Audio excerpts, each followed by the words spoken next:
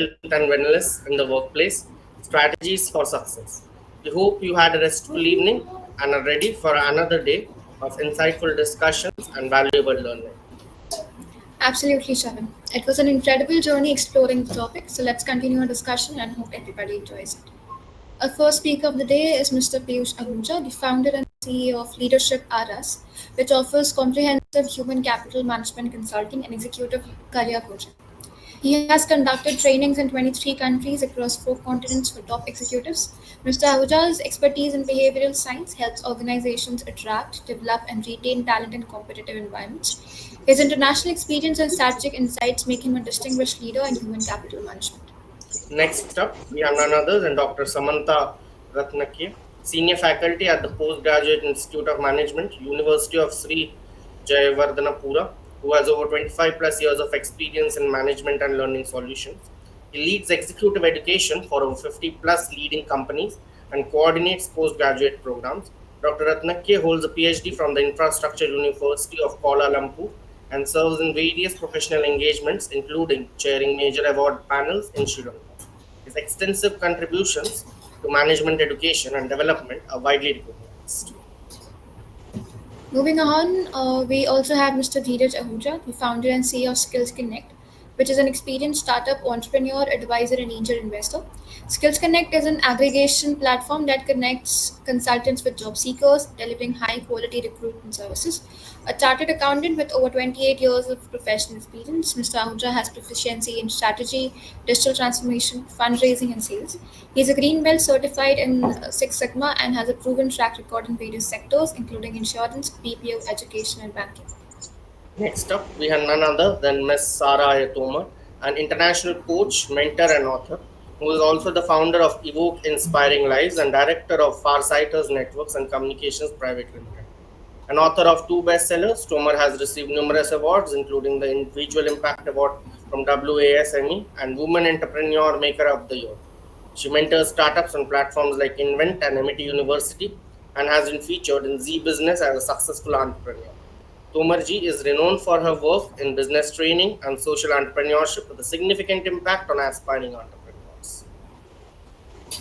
Next up, we have Mr. Anirudh Modak, founder and principal consultant of Guru on Tap Consulting, who specializes in organizational strategy, business development, and performance management. Post a successful exit from his fintech startup, Mr. Modak now mentors startups and MSMEs with over 60 clients across India and overseas. He has rich background in leading roles at Kirloskar, Reliance, and Airtel. A graduate engineer with MDP from IMA, Mr. Modak is a certified coach and frequently conducts workshops on various business topics. Last but not the least, we welcome Ms. Zainab Hudna, founder of News Collective, who integrates her background in psychology with a passion for the creative arts. News Collective curates workshops and events to make well-being engaging and accessible. Hudaji is also the author of Sri Lanka's first guided journal, Self News. Her innovative approach to mental health and well-being fosters personal growth and community building. Huda's work exemplifies the fusion of creativity and psychology to enhance individual and collective well. We are grateful for all of your presence and eagerly anticipate your valuable insights and contributions in today's conference. Would also like to inform all of you that the HR team will be conducting polls in the chat box throughout the session. We encourage active participants from the speakers as well as the attendees. Now I would like to request all the participants to kindly switch on your webcam. Rajneesh, Smriti, Tejashri, Pavan, Mahima, Zainabji, Rima, Anvesh, Krish, Adarsh, Pooja, and Neha. If you may, please switch on your webcams. We believe that interaction is a two-way path and obviously it cannot go on one way. And आपके चेहरे देखने के लिए हम भी काफी impatient हैं. थोड़ा हमें भी दिखा दीजिए. Faster, we are waiting for you to switch on your webcams. Come on, everyone. Okay, to take 2 minutes. Otherwise, participants without webcams on shall be removed from the meeting by 7:10 by the HR team. Okay, chalo. Let's start our discussion, and I would like to request Mr. Piyush to commence his speech and share his insights with all of us. Super. Thank you very much. And I'm glad to be here with all of you to share my perspective on some of the ideas, which is strategies for success when it comes to health and wellness. in the workplace. So let's jump straight into just an interesting question, which is on the next slide, which is to do with this question that how do we attract, develop, and retain employees in a challenging environment of relevant skills shortage? So we all know that we're in an environment where relevant skills are in short supply. I wish we could all get people who are fully conversant with generative artificial intelligence, know about IoT, or know about all of the emerging skills, which probably most of the people are still getting their hands around. So in that kind of an environment, can you give me some ideas of how would we attract, develop, and retain employees in a challenging environment of relevant skills shortage? You can speak up, that would be great. And remember, there's no right or wrong answer. I just want you to kind of just give your views about this. We are here to learn from each other, while I will definitely give you my perspective as well. All right, great. Thank you, Mr. Naidu, Advocate P. Vanil Naidu, which is about training and development. Thank you for that. How about others? You can speak up. Mentor and buddy program, great. Great, thank you so very much. Okay, good. So we do get the idea that yes, there are some levers that we can definitely leverage. But what I would say is one of the important things that we can definitely look at is on the following slide. So if we move to slide 3, you would see that we have something called a compelling employee value proposition. And what is it that we are defining this as? So it's all about the emotional response. We're talking about certain set of attributes that people are perceiving in their minds as the value they gain in their life from employment in the organization. We're not just only talking about salaries, bonuses, compensation. We are talking about it's the emotional response to certain set of attributes which an employee perceives, and perceptions can vary from each individual, which means what would work for one person or one candidate to be attracted towards applying to for our organization would be very different for another candidate. So we need to understand that we need to have a very compelling employee value proposition, but appealing to a wide spectrum of candidates, wide spectrum of people. And that's why what you see on the screen as the 5, you can say, dimensions, which we believe constitute the value proposition. So what are those? One is meaningful flexibility. Let's understand, right? We've got different generations working at our workplace. I'm not going to talk about the generations, but I do want to talk about that the current generation and maybe Gen Z as well wants flexibility. A fixed 9 to 5 work, desk, work timing might not appeal to them because they might just feel that they are being confined. So meaningful flexibility where they can, kind of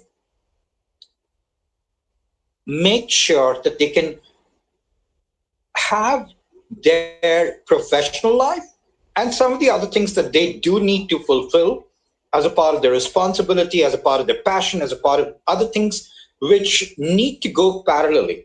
And that's why they demand that meaningful flexibility. The next one is the meaningful personal growth. And growth for every individual personally is different. And that's why we have to understand that there has to be a meaningful personal growth.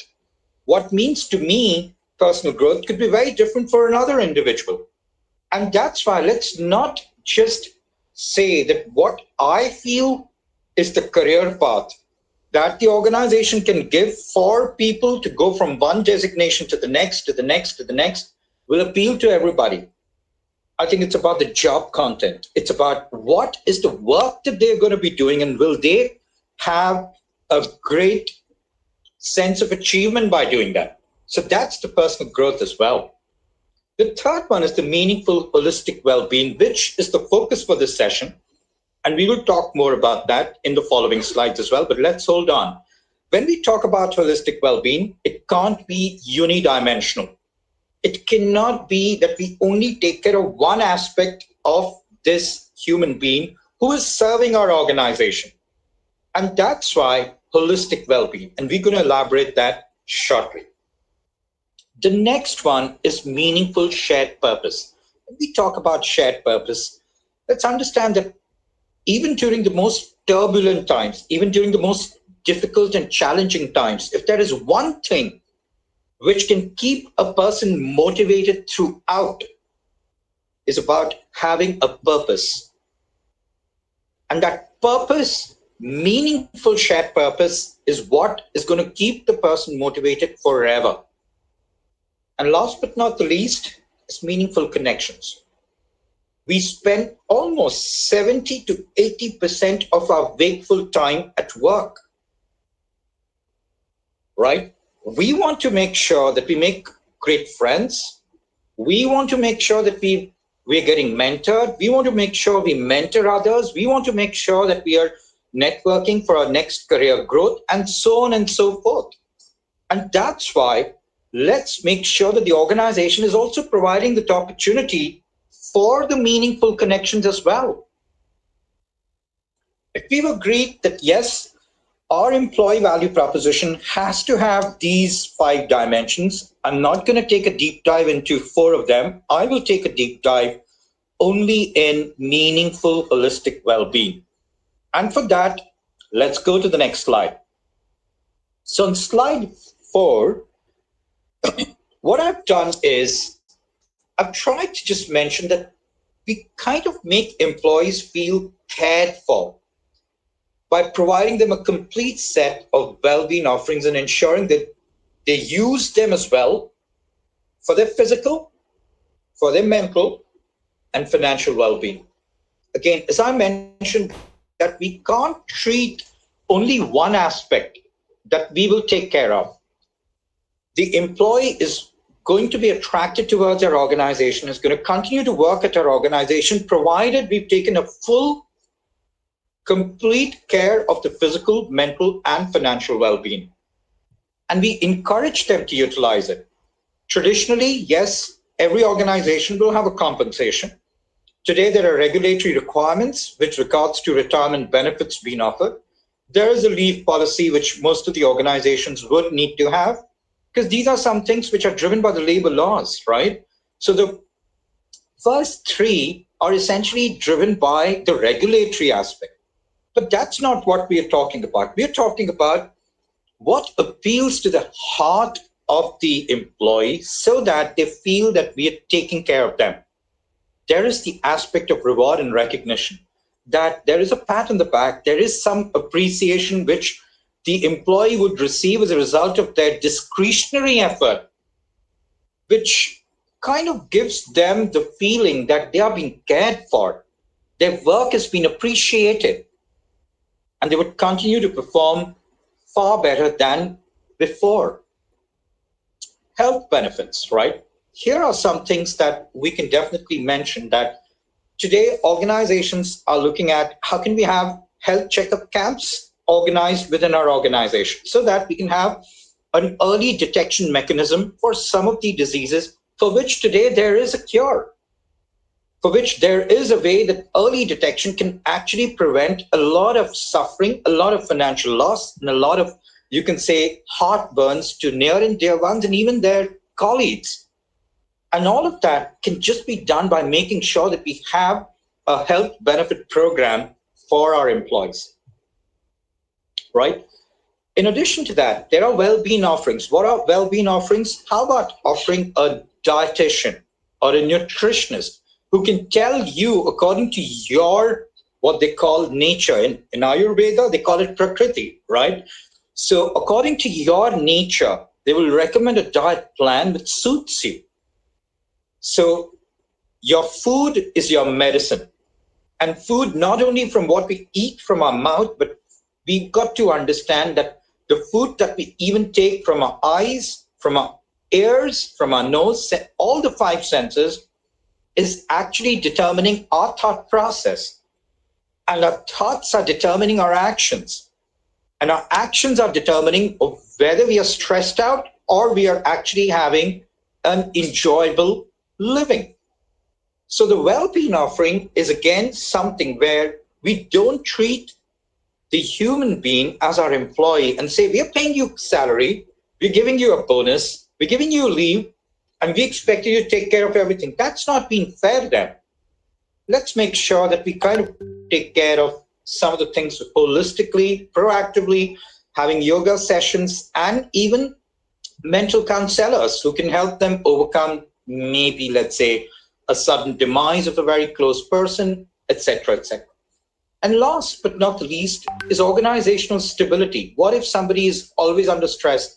This organization is going to fail. I'm going to get fired.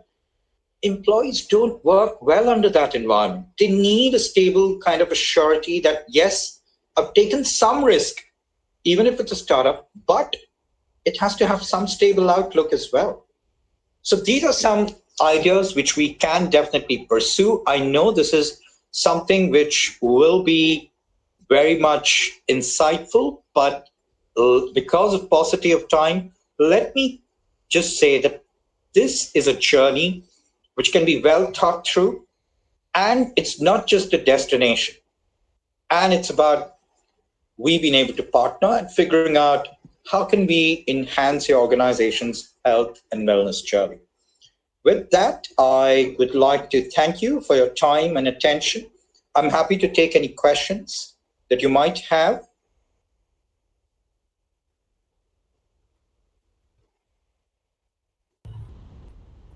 Any questions, participants? You may simply unmute yourself and speak.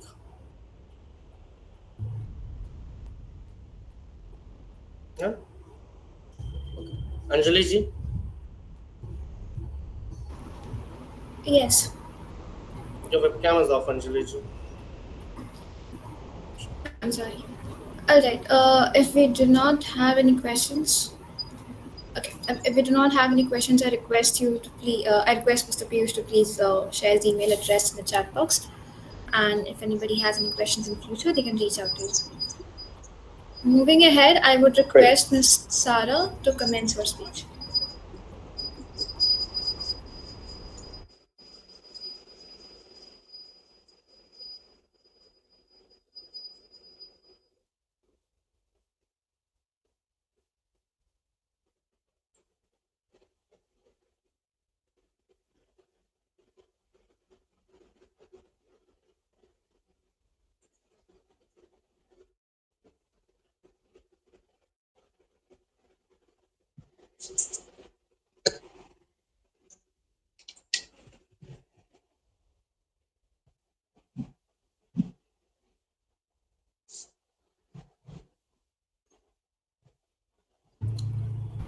Am I audible, Ms. Sara?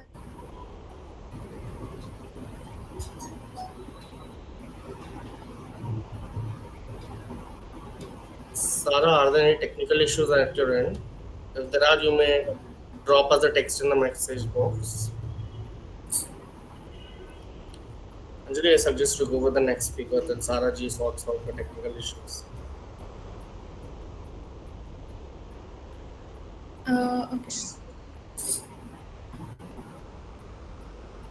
I think we're still waiting for the other speakers to join. Uh, Ms. Anjali, I am available due to a technical issue. I joined from a different mobile. okay. All right. I was unable to recognize you. Okay, I request you to please commence your speech. All right. Okay. So, good evening, ladies and gentlemen. Extremely sorry for this. I think there is some issue with my link. I didn't connect, so then I took my daughter's phone and respond from that. While addressing that, since I'm getting from the phone, I have few slides. In fact, after the presentation, I can share those slides in terms of like understanding the context. So this is a very valuable topic you have chosen. I'll run my few slides and get that connected. So thank you very much for inviting me. So the health and wellness in the workplace strategies for success. So in terms of the management lineup, if you look at within my next few minutes, I will touch upon the key areas and get in that the key applications aspects. So in terms of if you look at the current management context in organizations, so I need to pose a question like what is the context we are in? If I use two metaphorical games here, one is a checker game, the other one is the chess game. So the question I want to ask, are we in a checker game or chess game? Say for an example, if you look at the business context metaphorically, yes, both games are important, both are vital. But the challenge is that the greater predictability is there in a checker game, even though there is embedded analytical power, but still we need to have a different thinking, different applications, different practices, because context changes everything. That is where chess games come. So without uh, like destroying the enemy, but still you are going to find out the co-creating new vistas in our line of thinking. So that is the chess game comes. So therefore, I would say that our businesses are running more or less in a chess game. So at the same time, if you look at the bigger picture is how the losers and winners think about this context, where generally the losers, they identify their strengths, but they focus on weaknesses. But the contrastingly, if you look at the winners, they identify their weaknesses, but they have one strength, they focus on that strength. So with that mindset, if I get into this management spectrum here, that is where my focus is. Ladies and gentlemen, if we dissect the meaning of management, the three words embedded in it, the management, the man denotes the people aspect, the age, the time factor. A month is all about development. So if you connect these three, you would see that management, people, time, action. So if one is missing, the management is missing. So our business discussions, our line of thinking is bringing this combined view of people, time, and action. Now, in that sense, so I want to post the most critical highlighted question as far as what managers are doing in organizations in this line of thinking of getting this wellness and the healthy aspects in organization, well-being of employees. That comes from my the core discussion is that in my PowerPoint I want to highlight we all want dear members, the participants, we want look at these big hairy audacious goals. So the goals are bigger for us to achieve. So we want to translate that goals into objectives. That is where we come with the specific measurable the lineup in that journey. So if we look at in most cases when it comes to these key HR practices, we can see that this when it comes to goals into objectives, objectives to strategy, strategy into tactics. So when you are looking at the strategy and tactics, the famous statement made by this Sun Tzu, the famous military strategist, used to say, a strategy without tactics is the slowest route to victory. But tactics without strategy is the noise before defeat. So we can see in most of the organizations, there are a lot of tactics, like activities, series of doing things to keep people happy, keep people well-being happy. But the challenge is that they are not without strategy in most cases. So the at the same time, the understanding is that getting the strategy, connection with strategies, then the goal, objective, strategy, tactics lineup would be in control. So with that, I will come to my co argument, the key argument in this discussion, ladies and gentlemen. when it comes to doing work, performance, end of the day results, you name it, when it comes to getting these objectives into action, we usually use the term KPIs, key performance indicators, or key performance. So no performance, no way forward. So that's the line of thinking in the HR world. But I want to give you two propositions to look at the y-axis and the x-axis. Why don't you put two, even though without my PPT available with me now, I can tell you that on one hand, you can put certainty of results, the low and high. On the other hand, you can take certainty of process, low, high. So what is happening? If I repeat, certainty of results, low, high, certainty of process, low, high. So if you look at what's happening in organizations where apparently certainty of results low, certainty of process is low, one employee. I just take 3 employees. Then let's say that middle, like certainty of results, like middle, and the certainty of process also middle. At the same time, let me take my last example, certainty of results high, certainty of process high. So if, ladies and gentlemen, get into this thinking at a startup level, entrepreneur level, early stage of business to as we progress in our businesses, when it comes to these KPIs, when it comes to these wellness, well-being aspects in HR, so I have discussed at multiple international forums about this topic. When I post this and ask, who is this, the certainty of results low, certainty of process low versus, if I just take 2 examples here, certainty of results high, certainty of process is high. What is the difference? So very interesting. The interesting proposition here is that I want to tell you that if the certainty of results is high, if the certainty of process is high, that is even our traditional thinking of psyche of KPIs are not going to work. The reason is that that is a context where it's mundane, routine work. Like, let's say, for an example, without undermining any position in an organization, if you take a driver, what is the driver's job? The certainty of results is high. The certainty of process is high. So he's or she is supposed to take a person from point A to point B. Do this work from, like, let's take a very operational job in any organization. Your task is X number of work, X number of results. Straightforward. Even in that context, my key argument is that then the KPIs won't work. But many organizations are trying to embed KPIs into the context. In that light, so there is undue pressure. The whole dynamism in the organization is set in such a way. But if you look at probably this KPIs, traditional KPI psyche's point of view, key performance indicators point of view, probably certainty of results middle, certainty of process is middle. That would be the place for KPIs. But that is not the point I want to argue, ladies and gentlemen. If you are going to look at the well-being of the employees, if you are going to set a workable employee context there, the requirement is to understand this certainty of results low, certainty of process low employees. That is the context we are living in.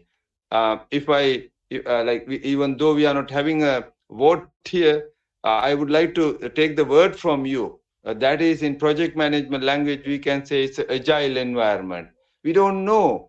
Like, for example, this month, so suddenly there's a new project, 100 million. Like, can you take your team? Can you deliver this result? So traditional KPI won't work. So then the agile environment has been created. So HR is working in more or less, in most cases, agile settings. So then employees are being pushed to deliver that, particularly the startup companies when I'm associating with them. So what is happening there? So the employee thinking, that psychological comfort, attachment, the engagement, they're all getting disturbed. Why? Even though the agile settings are there, in terms of the measurement, in terms of the assessment, in terms of the feedback, that comes from the traditional lens of KPI lens. By the way, Ms. Anjali, I have a few minutes? Yes, you can continue. That's fine. All right. Okay. So I think within next 3 minutes I can finish. So the core idea, what I want to tell you that if you are going to look at the way forward for bringing the health and wellness in the organization, need to understand this traditional KPI versus this agile. So how we are going to measure such situations? Of course, we need to look at things. We need to import some concepts from IT sector, particularly the like organizations like Google and so on. So that is where the term comes, acronym called OKR, Objective, Key Result, and Initiatives. So the OKR is very handy tool in that sense to meet this. Just to give you a glimpse of the traditional management, Peter Drucker's MBO, Management by Objectives, to Andy Grove's this OKR in and subsequently getting introduced to the Google by John Day, and subsequently they have started, I think, somewhere in 2013 onwards to apply the OKR. So now across international many settings, since I am involved with multiple scenarios, I have seen that this KPI OKR combination is now happening very well. Thereby, a lot of organizations are trying to bring this the format of wellness, well-being, the employee dynamism thinking embedded to the system while bringing this in line with the new adjustment. So with that, what I want to tell you that it is not survive to thrive mindset. It's all about bringing from survive to inspire level. So according to the Boston Consultancy Group, last 20-year research from the thinking is that when it comes to survive to thrive to inspire, it's a become part of the solution is the need of the hour. I think the conference organizers, you have done a fantastic job bringing this conference 3 point this conference, the key discussion theme is absolutely vital. Even though I'm missing my PPT sharing here, I would share it very soon. The point that I want to highlight that the traditional lens of KPI mindset to be appropriately used, instead getting, I'm not saying the OKR is the panacea for illness, but at least it has the connection to get people like linked to the direction that we are looking at, which is not a checker game, which is a chess game. So thank you very much. I'm happy to take up questions as we progress. That was a great speech, Professor, and I actually do appreciate your viewpoint because BCG ka point, that article even I have gone through, not right now, but sometime back. So actually that was a great speech. I would like to request you to share your email ID in the chat box so that if anyone has queries, they can directly reach out to you. Further moving ahead, I would like to invite Sarah to commence her speech and share her insights.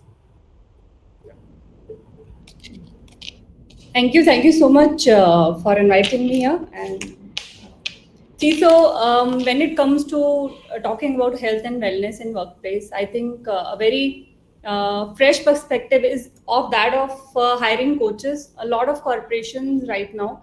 Am I audible clearly? Yeah. And if I may ask, are people who are in this conference, are they from different organizations, or is it like an in company group kind of setup? Like, Most of them are entrepreneurs, while we also have some researchers from inside our team. very nice, fantastic. So yeah, so I just want to give a perspective about hiring of coaches to improve the overall wellness and the health of a company, and how it really works and what it is about. So if you allow me, I'll just share my presentation. Okay, let me know if you can. Okay, it says can't share your screen.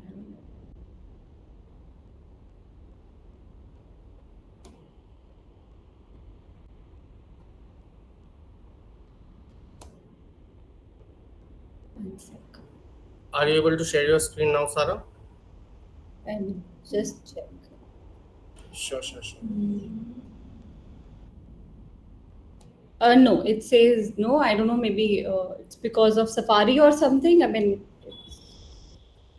but no, it's GPTX. I don't know. You can just continue with the speech. Sure, I'll do that. So, I would like to talk about how coaching supports employee well-being. So, a lot of companies now, talk about Microsoft, Google, Amazon. They have this culture where they hire coaches or coaching team, complete companies where the coach's intervention is to help work with, let's say, leadership or middle-level employees or junior level. So, it depends on kind of program that they bring in, and that the impact of that, look at how this whole program works. That is what I want to share with everybody.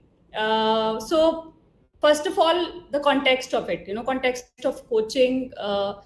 Basically, a lot of coaches have popped up everywhere, and you would be seeing a lot of ads as well. However, when it comes to corporate, it's not the coach that they hire is not a coach who comes from, let's say, a very rich experience and delivers something. It's more of a certified and accredited coach that people hire. And basically, in terms of definition, if I tell you, the coaching for a corporate, it's more like partnership with client, and it is quite thought provoking. It is a creative process. It's not that mentoring kind of or a training kind of setup. It is a very engaging process, and I don't know how many of you are really aware of how this certified coaches or ICF certified coaches, which is a global organization, how it works. So hiring ICF accredited coaches means providing your teams or employees with high quality ethical coaching, which promotes personal professional growth and enhance your overall well-being. It could be in mental space, it could also be in terms of numbers as well, to boost performance of employees. And how it aligns with the organization goal is a very beautiful process, and which in my perspective leads to healthier and more productive workplace. So the companies that I spoke about, like Microsoft, Google, or Amazon, even McKinsey, so you may feel that they have big budgets, and that is why they can hire coaches and they can pay them. But think of it about, in terms of vice versa. Maybe they are more successful because they have a culture of hiring coaches wherever they are feeling stuck, or wherever their pain points, or whatever pleasure it is that they want to bring in the company. So it could be a very different perspective. So ICF is a globally recognized accreditation program. It is an organization which is recognized worldwide, and it certifies coaches on a different level. So it's not like in a particular field that you are certified in a pedagogy, in a way of coaching people which is more engaging, wherein what you really do is to help them self-discover, by bringing clarity. Like me, I may have a goal and I may not be able to achieve it. So an ICF coach would help me bring more clarity through my own strategies and through my own actions. And there is an accountability process completely which is involved. So what are key aspects of this kind of coaching? Number one is partnership. So partnership means it is a collaborative relationship between the coach and the client. So client is a company or employees or even individuals also, which whosoever comes in contact for adopting this coaching practice. Then second is it is quite thought provoking, because it is not like I giving answer or a coach giving an answer to the client. It is more about helping the client create their own answers, stimulating their thinking, encouraging their self discovery process, how they can come up with good solutions or actionable solutions. Because what happens is when people give you advice, like somebody gives you advice about improving your potential, you may take that advice, or you may, but when it comes to taking action, you may not. But when it is you who is really coming up with the solution, who is in a process of, with all your conditions, with all your problems, all your pains or personal professional life combined, when you come up with a solution, your own timelines, the possibility of getting to the goal improves. And that is what statistics and research also says. Then third aspect of this kind of coaching is creative. So it's a creative process wherein a coach is helping the client to achieve their goals through creating their own solutions. So there are different modalities. There is a lot of NLP and different practices where you look at things on a maybe narrower or a wider perspective depending on your situation. And lot of I'll say tools are designed specially to make it more creative. And then fourth aspect of it is maximizing potential. So the primary aim is always the client to reach their fullest potential, both personally or professionally. And even the goals are designed, like it's not like some advice that you are given randomly, or some training on your skills which is given randomly. It is a process wherein you are engaged to design your, to pick your own goal and work on that. And the role of a coach in such process is to facilitate growth. Number one is to, they are growth facilitators who are working on personal development by helping the client identify their strengths and set personal goals, overcome obstacles in their own beautiful way. Then also, I mean, not just personal development, it works on your career enhancement, career development, or let's say an employee that you have is stuck and they're not able to move forward, but you believe in their potential. So a coach would really bring questions or tools wherein they can actually work on their own career enhancement or a growth path, I would rather say. Okay, then it is a support system. The role of a coach here is to provide a support system, which is emotional support, wherein you work on your, I would also like to mention here is that this kind of coaching is a non-judgmental space, wherein it is one of the code of the coach to be non-judgmental about whatever is shared, and also confidential. So it is not shared with anybody unless, if it is a manager is involved who needs to know. There would be a open communication where you are told that what part of it will be reported, what part of it will not be reported, kind of like it's a complete, I'll say, transparent process. So they provide emotional support through being non-judgmental, being very safe to open yourself up about anything that is bothering you, or where you feel, you need advice but you can't share with others.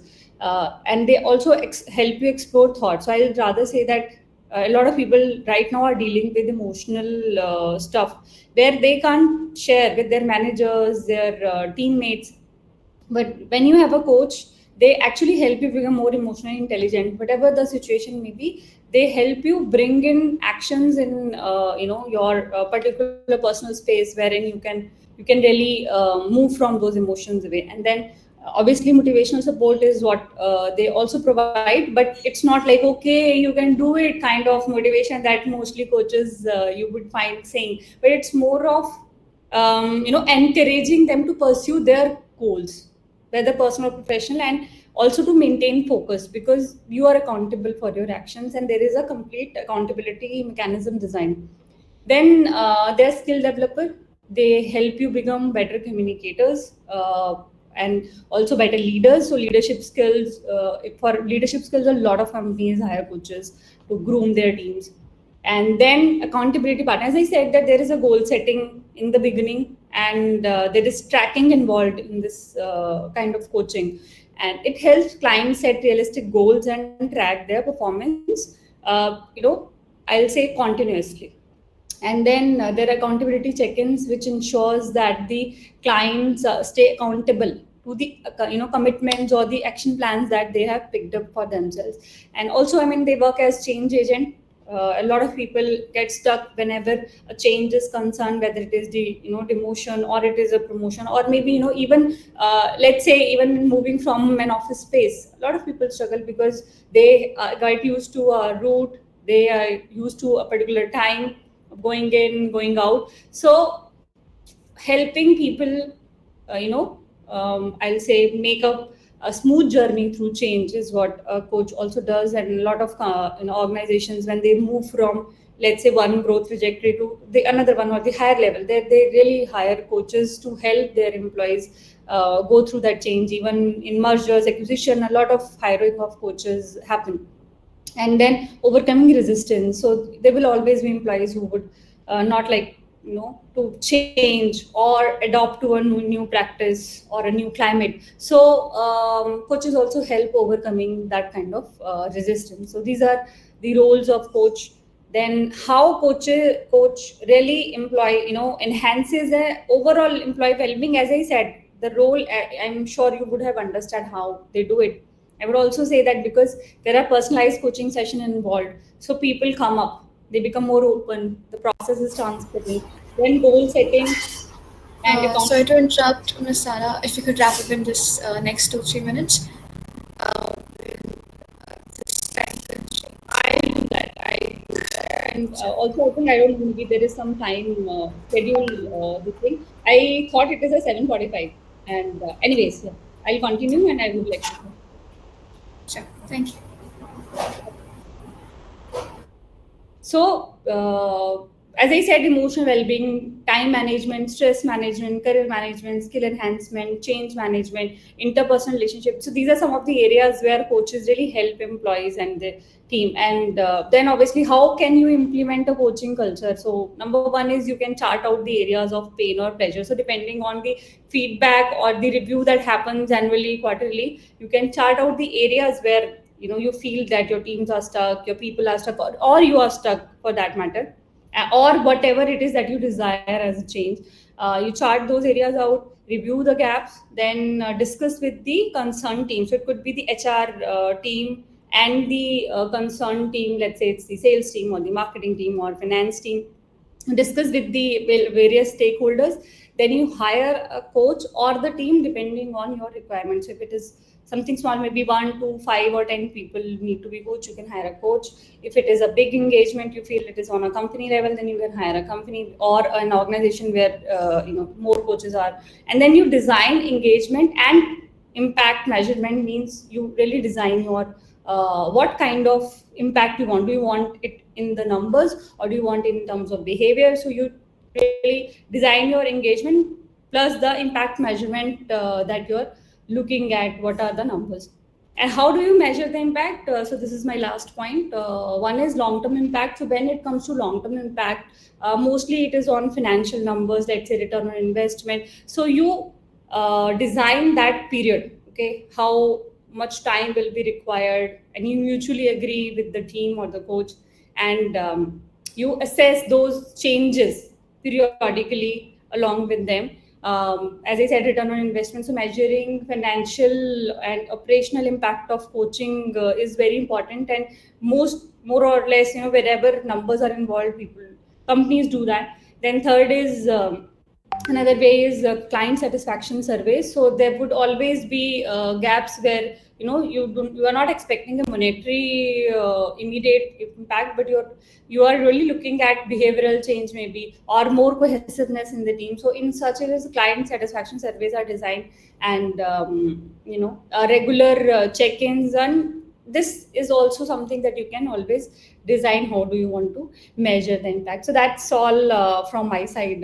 Thank you so much for inviting me. And if there are any questions about how this works, or how if somebody wants to really become a coach, anything that you would like to ask me, I'm open to answer that. Thank you, Anjali, and thank you SK Associates. Thank you, Ms. Sara. That was a wonderful speech. I request you to please share your email address in the chat box. And if anybody has any questions, they can reach out to it. Moving ahead, I would request Mr. Dheeraj to commence his speech. Yeah, hi, namaste. Good evening to everybody. I'm Dheeraj Ahuja. I'm the founder and CEO at Skills Connect. My assumption is that all the people here, especially the youngsters, are either students or they are stepping into their first jobs or their first entrepreneurship. Am I correct, Anjali? Yes. Perfect. So I need to share my screen with you. Can you just help me? Or can I just do it myself? You can share it from your end. Okay, great. Wonderful. I think it's going to start now. Okay, cool. Can you see my screen? Yes, we can. Okay, so guys, what I've been told is to help you understand health and wellness at workplace strategies for success. So honestly, I couldn't attend the previous session, so I don't know what all has been shared with you. But मैं आपके सामने एक different perspective लाऊंगा जो कि मेरे खुद के experience से both old, mid, and latest in my 28 years of journey. I'll share that how I started my journey in job, and what I went through and what I kind of experienced. So let's dive right into it. So I think सबसे पहले जो सबसे most important part है about your own physical well-being. So I think when you are at work, either as an employee या आप खुद अपना एक business run कर रहे हैं, for you to remain sharp, understand what's required of you and to deliver it consistently. It's very important that आप सब लोग अपना physical fitness level बड़ा अच्छा रखें. और इसमें आजकल काफी कंपनीज प्रमोट भी कर रही हैं from time to time, they launch some activities or launch some programs, etc. to ensure that physical fitness is being checked. People are not very unfit, because it has a direct implication on your productivity, your work, and which obviously results in either poor or good performance from your own self. So बहुत ज़्यादा complicated stuff नहीं है ये. जितने लोग यहाँ पे बैठे हुए हैं, they can understand how fit they are, and indulge in some activity, half an hour, 1 hour of any kind, but make it a consistent practice, so that you don't suffer from any problems at work. Second point I would quickly take up is healthy eating habits. आप में से बहुत लोग जब काम शुरू करेंगे, चाहे वो जॉब है, चाहे अपनी खुद की entrepreneurship है, a lot of people will either work from their own city, which means they will stay with their families, or many of them will move out, which means you'll have to look for a place or make some arrangements for your food for the 3 meals during the day. Now, why I'm raising this point is this, because generally the tendency is that when we are dependent upon others, when we move out especially, we end up eating or indulging in poor food habits.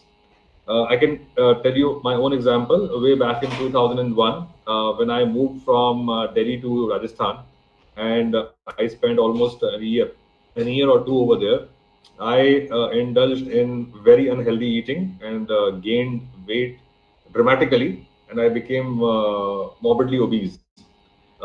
It's a real life experience, and it impacted my ability to think, ability to be proactive at my job, and ability to also ensure that deliver on promises, deliver on performance. Even if I did that, put all your energy in that 9 hours, 10 hours in a day, but after that 10 hours, when you reach back home, and before that 10 hours start, when you are preparing yourself for the office, they weren't comfortable, my friends. So मैं आपको ये suggest करूँगा, thankfully, मतलब not thankfully, Zomato, Swiggy has destroyed our habits of eating healthy, because we are ending up ordering left, right, and center. All the things which comes from outside are not healthy at all. Period. So please indulge in some good eating habits. Start cooking something at home, or check what you're eating, so you can request your mothers or cooks at home to prepare something good for you, so that you can be active at work. Moving on to the third point, mental resilience and stress management.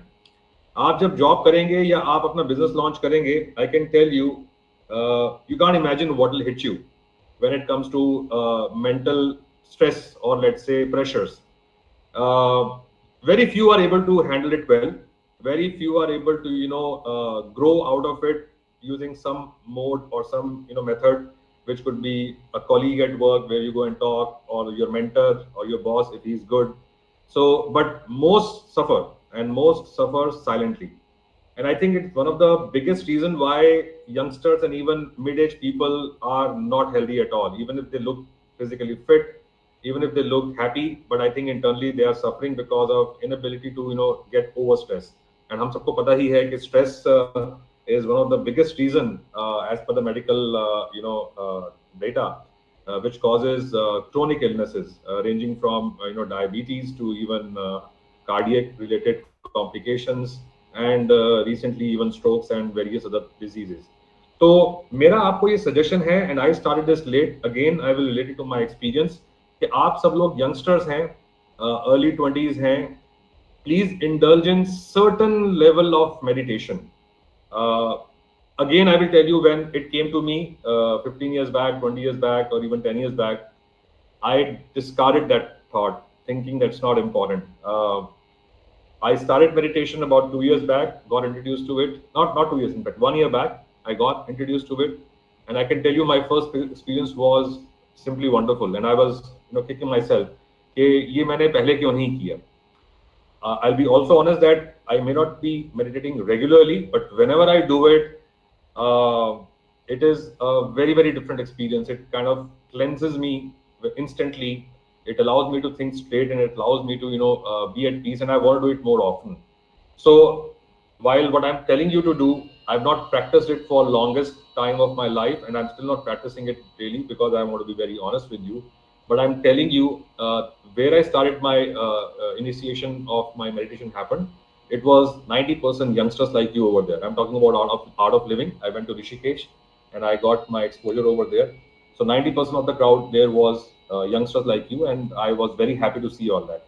So please indulge in some of this. It will really be doing wonders for you all. I can promise you that.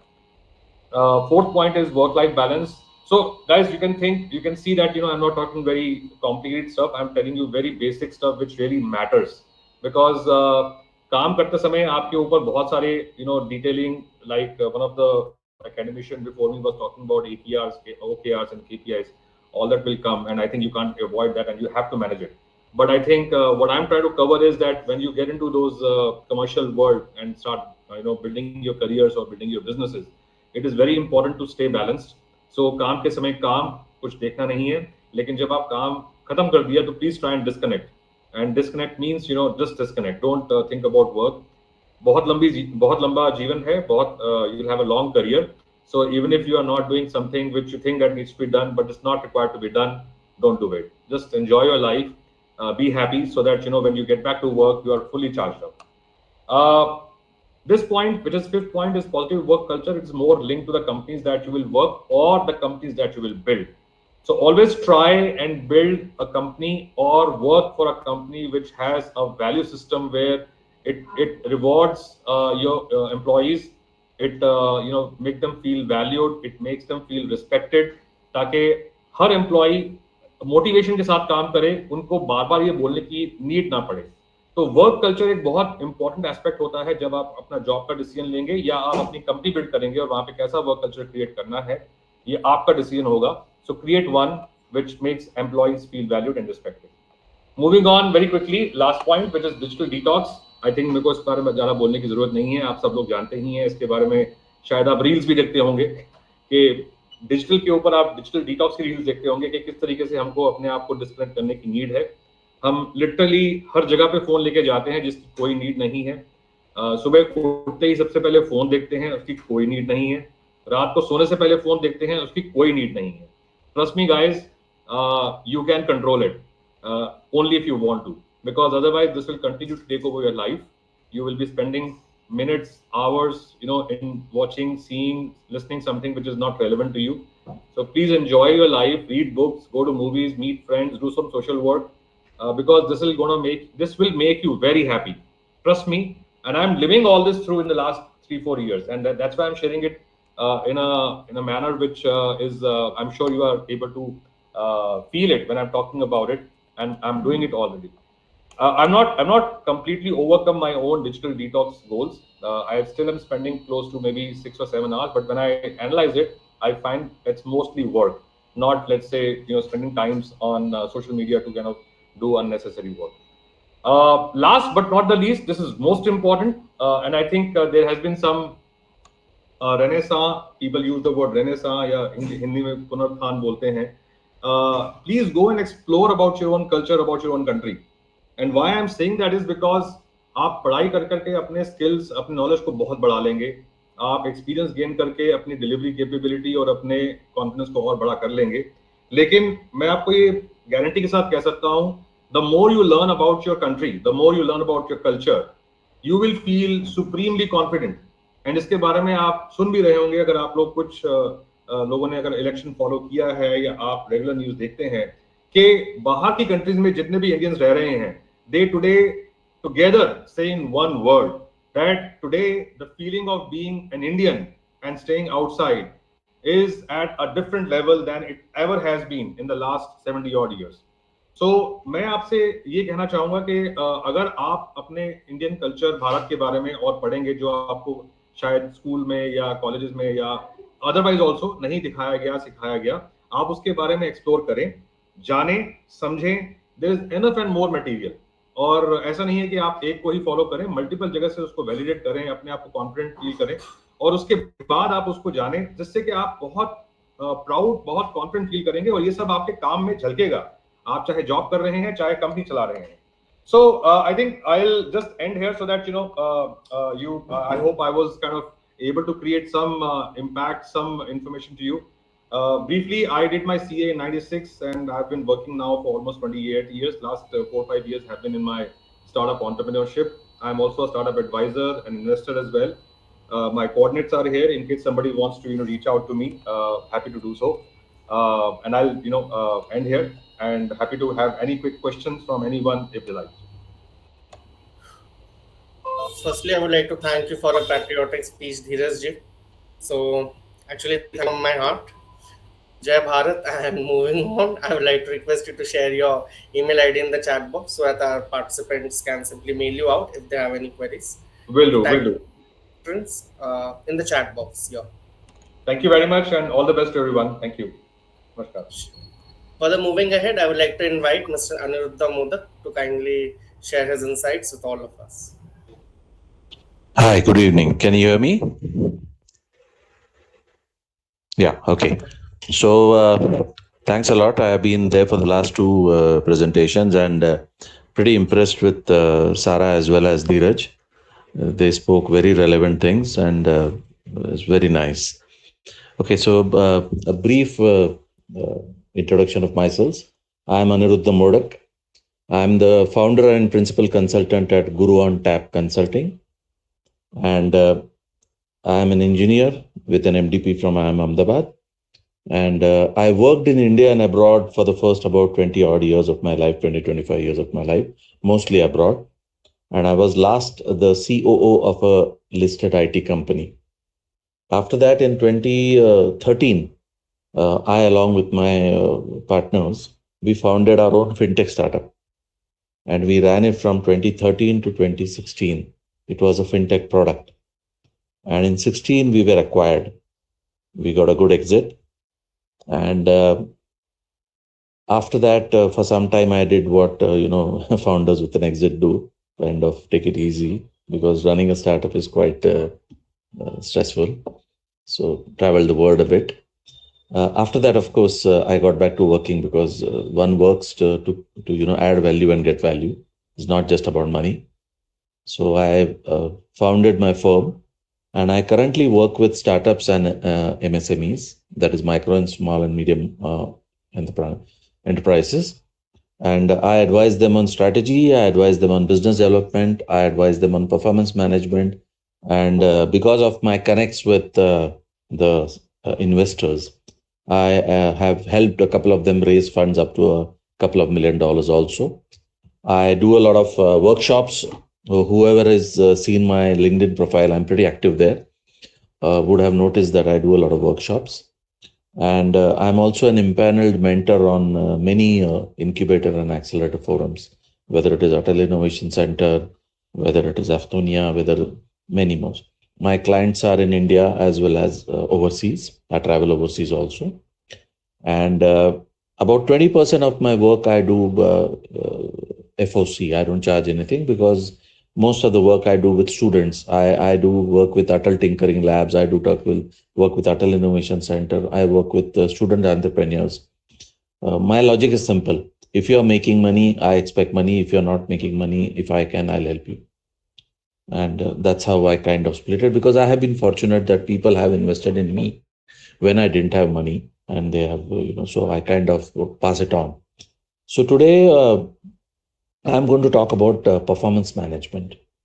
Now, whether you are going to be a startup founder, whether you're going to be an employee, whether you are going to join a small company, whether you're going to join a large company, whether you would like to hire employees or whatever it is, ensuring performance is one of the most important keystones of ensuring that you remain successful.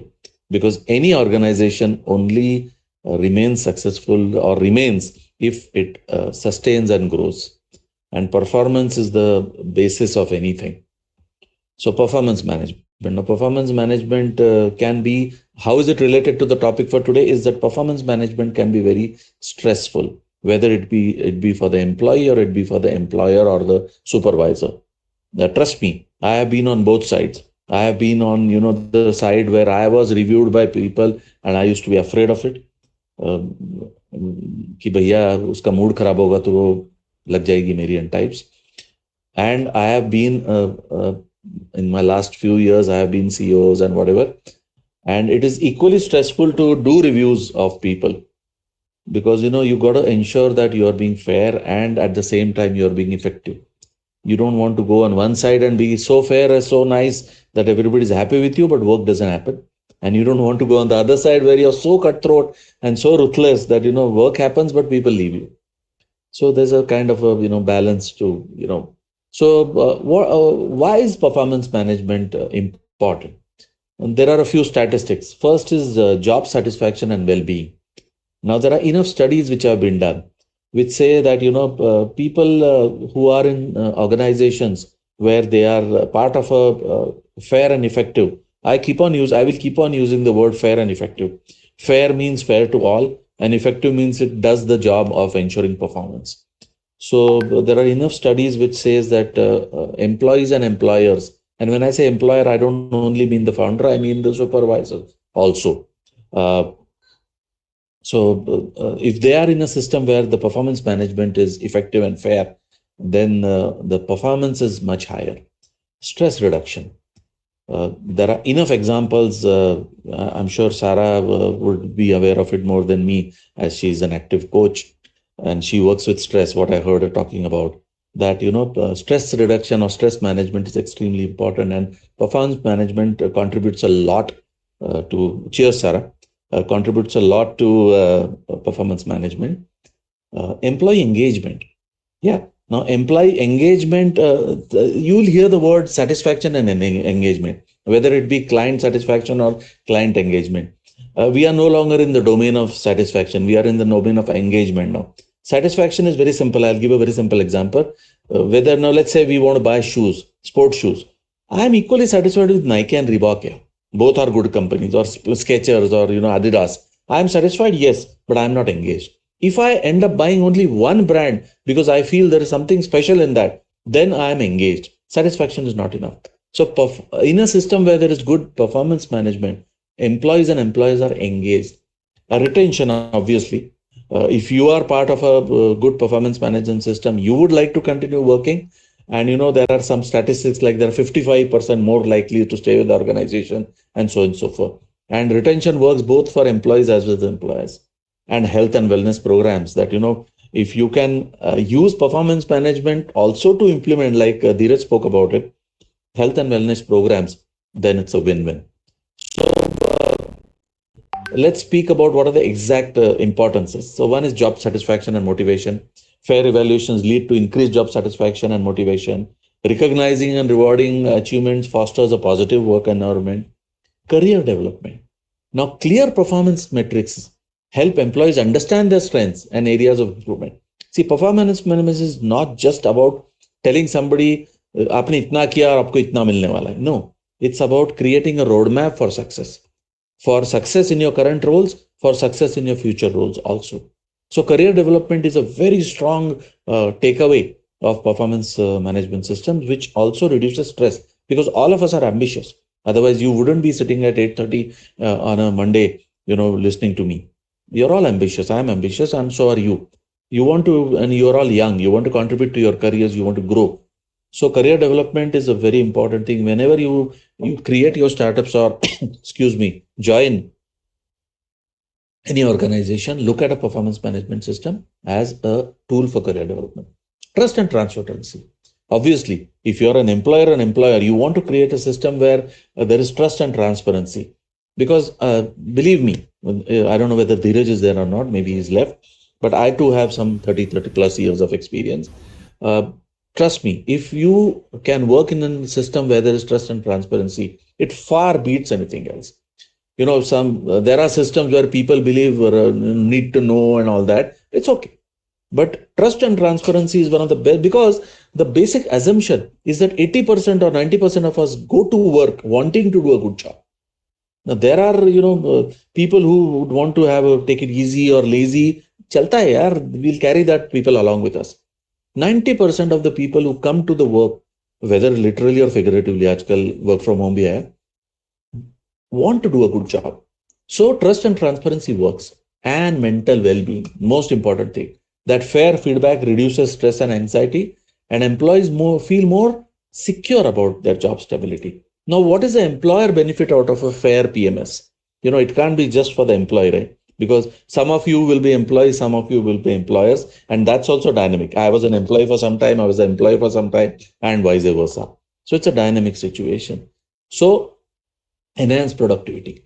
If your performance system is fair and effective, you get far motivated employees with far more productive and efficient. You have clear goals and expectations that lead to better performance. Retention and talent management is much better. So you retain the right people and you ensure that their talent is put to good use. Organization culture. You create a very good culture where people are able to relate to each other. They are comfortable in working with each other, which also results into things like attracting better talent. Eventually, if you are running a fair PMS, you get the best people. My daughter works with AWS in US. My son works in UK. Uh, they keep on talking about they are tough companies to work for, but they are fair. There's a difference between being tough and fair. A lot of people don't understand that difference. You can be tough and fair. So a good performance system is tough. It's not for easy, or it's not for people who want it easy. It's for people who want to exceed. It's for people who want to grow. So wherever you are, whether in your own company or some other company, expect of a tough performance, and it's good for your mental health being, because the mental health being is not a static thing, it's a dynamic thing. If you're doing well in life, you're enjoying, you're getting the fruits of your labor, you'll be far relaxed. And of course, alignment with organizational goals. So that's the benefits to the employers. Now, what are the tenets of a good performance management system? What are the basic pillars of a good one? It has to be mutually agreed and owned between the SSC and the SSR, the employee and the supervisor. Any good performance management system, I have worked for such companies where whatever were the targets, were always a mutual agreement between me and my boss or me and my junior. And it's possible. It may seem, you, many of you are young, you may say, yaar, मैं तो बड़ा easy target कोशिश करूंगा लेने का. ऐसे नहीं होता है. Easy targets are not good for your career. What you can perform to the best of your output is good for your career. Because if you get used to tough working, your career is assured. So PMS has to be mutually created between the employee and supervisor, whether it is your quantitative targets, whether it is your qualitative objectives. Secondly, PMS must cover both the outcomes and the activities. Just having good intentions is not enough. Ownership is not about saying, I did it with the best of my intentions, but nahi hua. Sorry. Performance management works when intentions and activities and outcomes are all in the same line. And that's fair. Clear KRAs and KPIs, key result areas, attributes, and key performance indicators, which have a high correlation between the activity and outcome. It's like, if you want to lose weight, your KRA and KPI should be related to, dieting and exercise. It cannot be about, wearing the right stuff. मैंने Nike के shoes पहन लिए तो मेरा weight नहीं कम होने वाला है. If I go to the gym and I eat less or I eat right, that's when my weight is. So the KRAs has to be fair, and there have to be correlation between, and they need to be flexible. You start off assuming that ये करके ये achieve होने वाला है. Somewhere down the line, you may not achieve in spite of doing the right things or whatever agreed thing. Your KRA or your PMS system should be flexible. जैसे बस गलती हो रही है. Like I say कि मुझे 10 kilo weight lose करना है. I think swimming is the right way for doing it. After 1 month, there's no impact. I said, nahi, it's not working. Let's do running. Don't be mule-headed and stick to swimming. नहीं मैं अगले 6 महीने swimming ही करूंगा. कुछ फर्क नहीं पड़ने वाला है. Because swimming is now considered as an activity rather than exercise. So be flexible. And the review process. So this is one of the most important things, that the fair performance management system must have pre-agreed review templates, whether it be for activities or outcomes. You cannot, because पहले क्या होता था, हाँ बैठो भैया, क्या हुआ, क्यों नहीं हुआ, क्या कर रहे थे. That's not a review. That is लेना, taking somebody's happiness. No, that is not a PMS. And good progressive organizations don't operate at that level. It's agreed that, boss, these are the activities we need to do, which will result into these outcomes. And we review whether the outcomes have been met or not, and whether the activities have been done or not. And once that is done properly, and after every review, there is a action plan. Boss, where we were supposed to be, what is the gap? How do we work on it? And if both can agree, and there is a team, there is a timeline, smart, specific, measurable, achievable, realistic timeline, targets are set, it works. And one of the key things which many progressive organizations use for good, effective performance management, which ensures fairness is moderator, where there is a reviewer and there is a reviewee, but there is a disconnected moderator whose only job is to ensure that the performance management process is being followed properly. And that person is not from your functional he or she is not going to review you. He or she is only going to ensure that the performance management process runs the way it's. So to sum it all up, any good performance management is extremely important. And if you have a fair and effective performance management system, your mental health, your well-being is in line with your performance, is in line with your ambition, and you will succeed, and you will not have BP and sugar and all that. You will continue to deliver performance, and you will be fit and healthy young Indians who will contribute to the growth of the country. My email is there. I can share it, but I'm more comfortable on LinkedIn. My name is Anirudh Modak, ANIRUDHA and my company is Guru on Tap Consulting.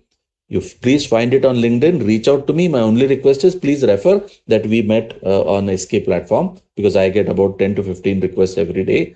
And I ask each one of them a question. What can I do for you? Why are you wanting to connect with me? I need to know why somebody wishes to connect with me. So thank you, Anjali, for this opportunity. Thank you, SK, for this opportunity. And if there's any question, I'll be happy to answer. Otherwise, look forward to being connected with you and being of any help that I can. Thank you.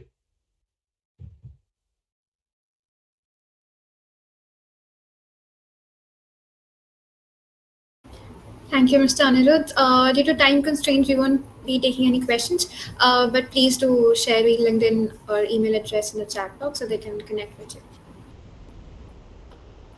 All right, moving ahead, I request Ms. Zainab to commence her speech. Hello. Hi, everyone. Can you hear me? Yes, we can. If you can hear me. Okay. Great. So I'm tuning in from Sri Lanka, your neighboring country, it seems like. And I'll be talking a little bit about journaling as a tool for workplace well-being. So to sort of like introduce everything, we will be doing a little bit of journaling today. So if you can grab a piece of paper that's close by or have like a notepad open on your screen, that would be helpful towards the end of this session. But essentially what I will be talking about today is how we use journaling to reframe work, right? That's kind of the overall concept. And I just want to talk a little bit about myself and why I care about this. So I'm Zainab, and I come from a background in psychology. And I've always been curious in how psychology can be practical, fun, and creative. I've been a big believer in journaling in whichever form. So today, when I use the word journaling, I don't mean to say you have to take out a book, a notebook, and write things down. It can be as simple as typing on your phone if that's more comfortable, or it can be taking down voice notes if that's something that you feel more comfortable doing. But you know, when Anjali brought forward the sort of premise of today's conference, I really wanted to talk about the difference between work and career, and how that plays a huge part in our overall workplace well-being. And before we can talk about career or talk about work, the more important topic that we need to talk about is purpose, right? And so this is something that you might have already asked yourself, like, why was I put on earth? And that could be a more spiritual question, or it could also be something to do with your professional in a professional capacity, right? But purpose is basically us trying to understand what we are meant to be doing here and what sort of role we are trying to play. And the question that we need to sort of think about is, how do we identify our values and align them with our goals such that both of those tie in together with the overall picture of our purpose. So I just wanted to give like a quick rundown of what values and goals are over here in particular. So when we talk about values, we're trying to look at like guidelines, right? Guidelines on what you believe to be the right way to live your life. And when I say live your life over there, it could be play, it could be relationships, work, friendships, whatever it is, right? But like essentially a guidebook on how you want to live your life. And when we talk about goals, we are trying to learn to create goals that reflect those values, right? That sort of tie in those values and feed into the core of our purpose. And to break this whole process down, I've put it into three different steps, which is where we look at reframing work. And it all starts with understanding. We kind of already know um, that work makes up a lot of our lives, but we also need to try and understand and get to know what our values are and how we can apply these values to our big goals. So, what I'm going to do right now is I'm going to sort of drop down two links over here that you can do in your own time after today's session, which will help you understand a bit more about your personal values. Both of these tests are free, and you can do it at your own time. But doing um, doing these two quizzes or tests will help you try and understand what you want to prioritize in life in terms of feelings, right? So this can be humanitarian, it can be creativity, it can be entrepreneurship, it can be just like the care and love for beautiful things, whatever it is. We want to do the test, understand what our values are, and look at examples from real life that you find to be true.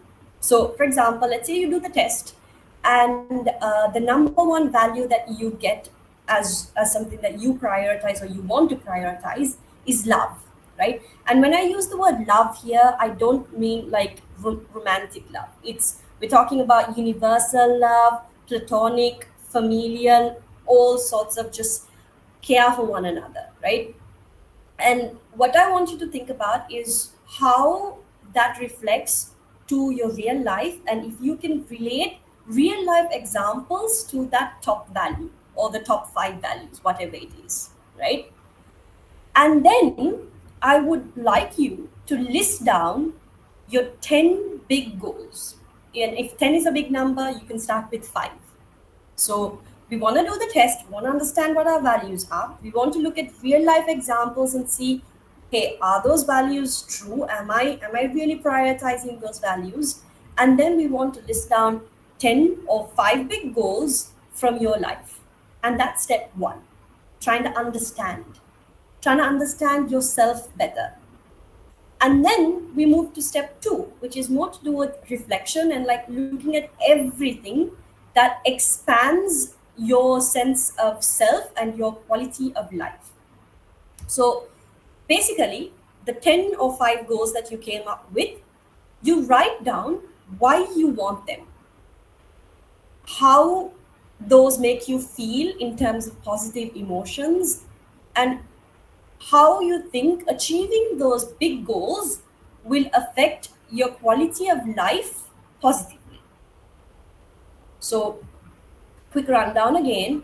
We do the tests, we look at examples from real life that prove that those are our values, and then we list down 5 to 10 goals.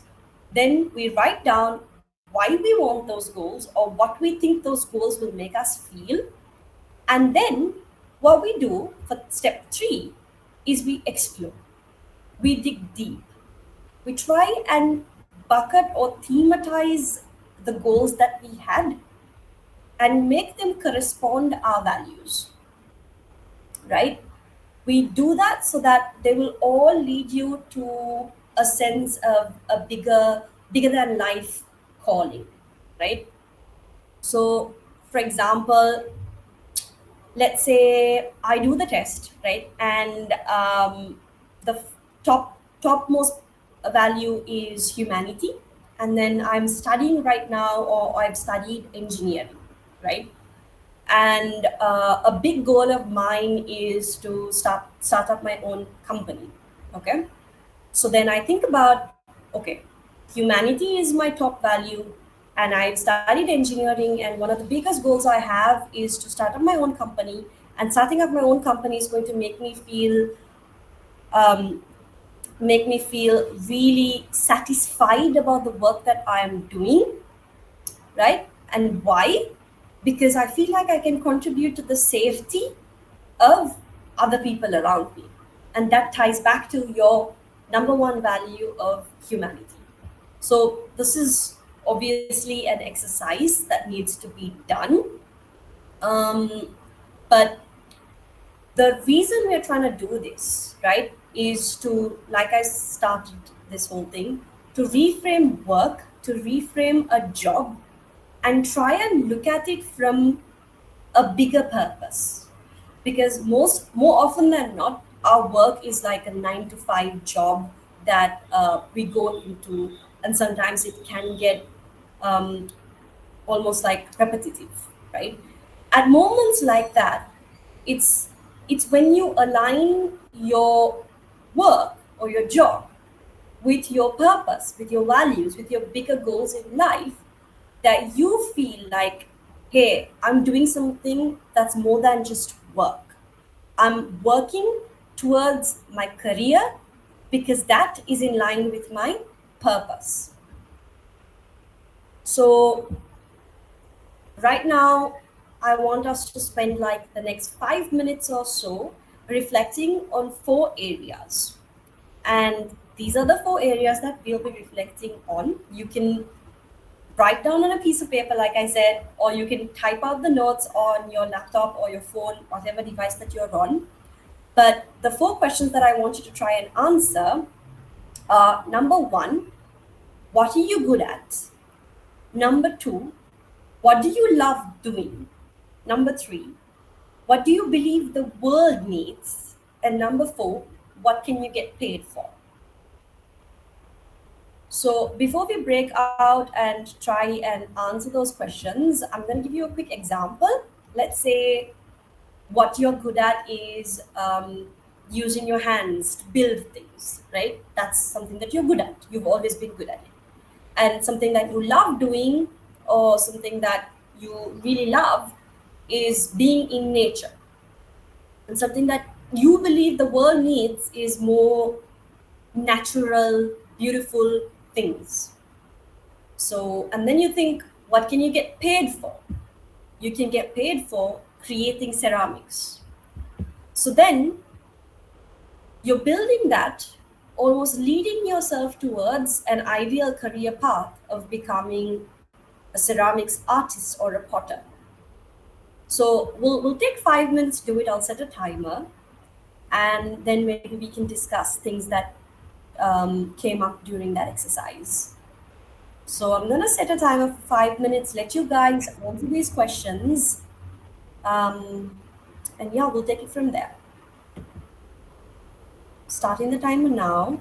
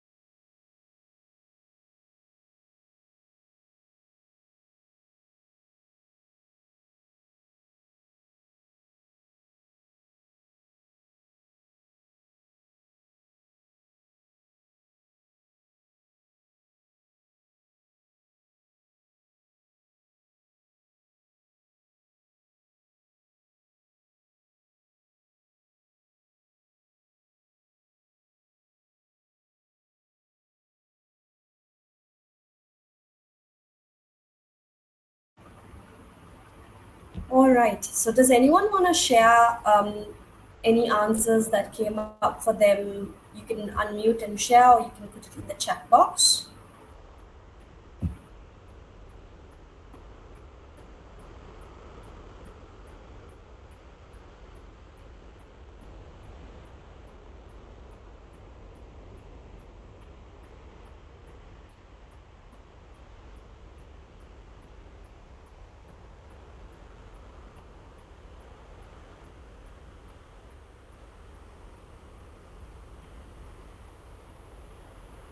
Okay, so maybe we'll take questions or sharings later. But this exercise builds into something called ikigai, which is a Japanese concept of work where we try and think of work, career, whatever it is that we consider a job as something that gives you a sense of purpose, right? A reason for living, something that you are driven to do. But that's kind of all I wanted to share today, and I guess I'll just share a little bit of information in terms of where you can find me. And if anyone has any questions, you can put it in the chat box, or you can feel free to email me or get in touch through LinkedIn or Instagram. Yeah, but that is all from me. Thank you so much for tuning in and for. Thank you, Zainab, for the amazing speech. And I obviously do appreciate your concept of Ikigai. It's actually a quite useful concept that I have tried out previously. So that's really grateful of you to help our attendees understand that.